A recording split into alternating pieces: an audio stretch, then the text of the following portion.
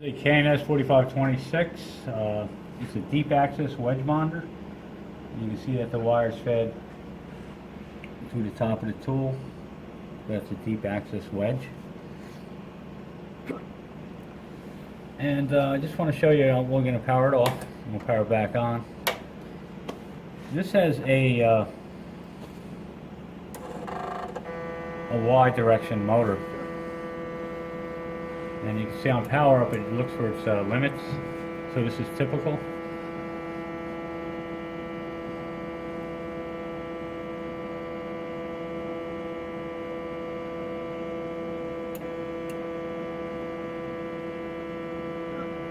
Alright, your settings for your step back would be, you have a step back setting here. You have a kink height, a reverse, and a Y speed. This is all explained in the manual, but that controls your motor in your Y direction. And while we're there, we also have a tear, which is used for pulling the clamp at the end of the second bond. Again, this is explained in the manual. We do have a high-low reset level here. When you go to high, you can see that the tool is much higher than it is when it's reset level low. And then we do have a reset and setup. This will reset your machine, and we'll go through the same process again as a power up. It's like a reboot. Well, it's going through that. We do have a semi-automatic mode and manual Z mode. To do a manual Z bond, you flip the switch to man Z. I'll do one later on to show you, and you would use your black button on your chessman here. So we'll keep that at semi-automatic. And coming over here to the left, we have an adjustment for our loop, which is your height after your first bond before your second bond. We have a tail adjustment. That's the amount of wire that's left underneath the wedge tool after the second bond. We have a test button here that tests your ultrasonics. You want to see that US light turn on, indicates that it's tuned properly. We have a clamp switch here, opens and closes the clamps. And here we just have our wire feed clamp, which is right here. I just want to show you, there is a little lever here that you can push forward and lock if you need to feed the wire. That'll keep the clamps open for you. And you can go ahead and feed the wire. And then finally you got an on-off switch for your light. And while we're here, I just want to talk about this first line of potentiometers here are used for your bond 1 parameters. So you have a search, bond 1 search, force, time, and power. Oh, excuse me, it's power, time, and force. And then for your second, you would have your search, power, time, and force settings. So that's your bonding parameters. I have it set up right now to do a step back with no reverse or kink height. And with the tool I'm using, it works best this way. Let's go ahead and we'll do a couple of bonds. We have a chessman here that moves your platform so you can move your work underneath your wedge tool. We have a work holder here it's a little high now, but we have, because I just powered it on, it's normally set at 150. And we're using a half-inch spool of gold wire. That's 1 mil wedge wire, gold wedge wire. So we're all set up to go here, and we'll go ahead and do a couple of bonds. And in order to do a bond, you're going to press the left side chessman button here. Press and hold, that'll get you to search. Now you're up at loop, you can adjust your loop height. You can see the bond head move up and down. And it did its step back. You can adjust your step back at this point. It's normally only done once. And then press and hold for search 2, release to make the bond. And then it moves back up to the initial position. I've seen that the wire coming out. Let me just check here. So that's bond 1, looped and step back. Search 2, release to make the second bond.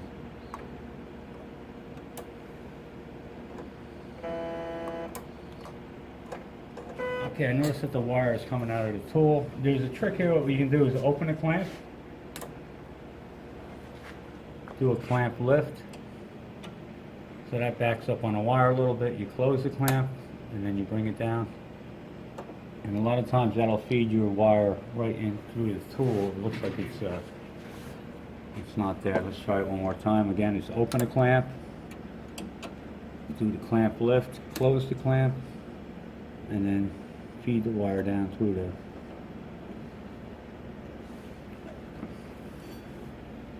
Doesn't look like I have a tail, so what I'm going to do is I'm going to open up the clamp. That method I showed before. Using the test button to turn the ultrasonics on to the wedge tool. And I'm going to grab the wire. I'm going to push through.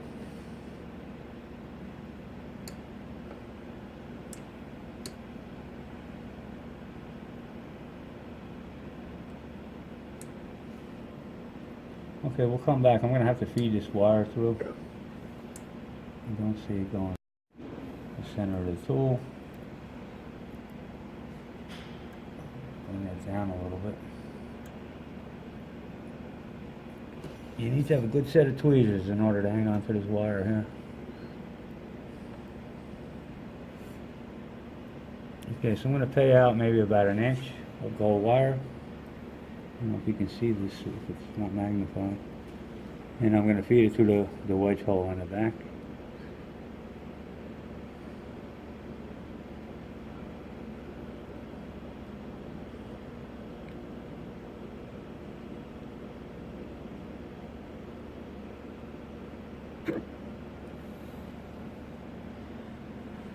Okay, the wire started to come through the hole. It's kind of like threading a needle.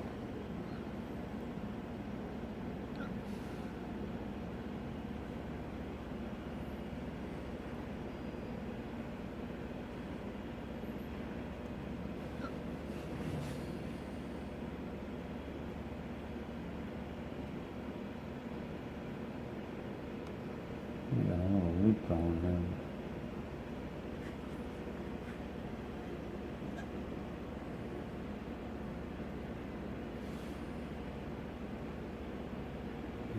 Grab onto this wire and I'm just going to pull it through. You can tend to get a knot here once you see that loop closing up, and it's best to just pull up a little bit on this wire.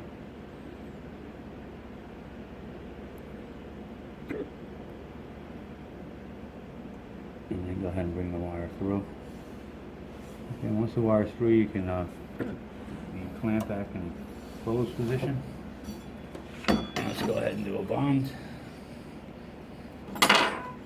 Again, it's press and hold for search 1. Release to make bond 1. We're up at loop height. We do the step back, and again, that's adjustable.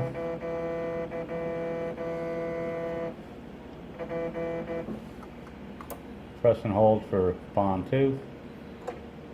Release to make the bond. Okay, so now it's bonding. The wire's leaving a tail underneath the wedge tool.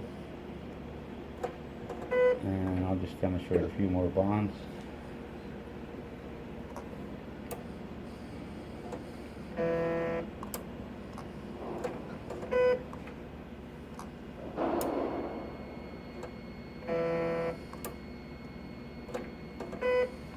Okay, we'll just switch over to manual real quick and we'll do a couple of manual bonds. Again, we're going to use our black button on our chessman. And that'll give total control of the bond head. You can see it can allow it to come up and down. Bring it all the way down to make the bond. And then we'll do bond 2. Again, bond 1.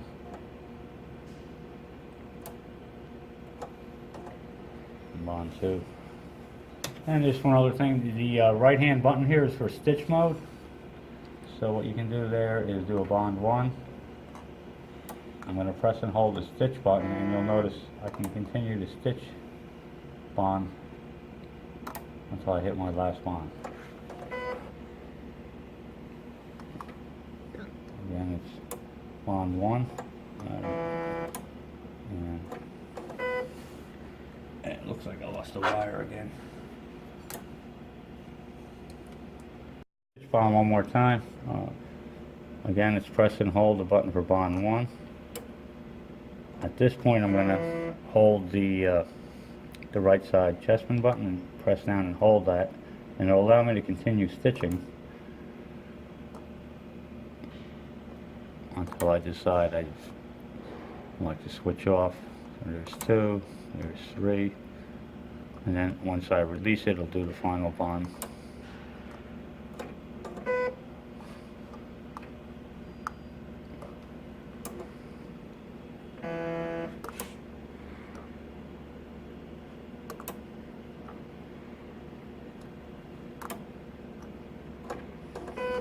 Okay, so that's the stitch mark.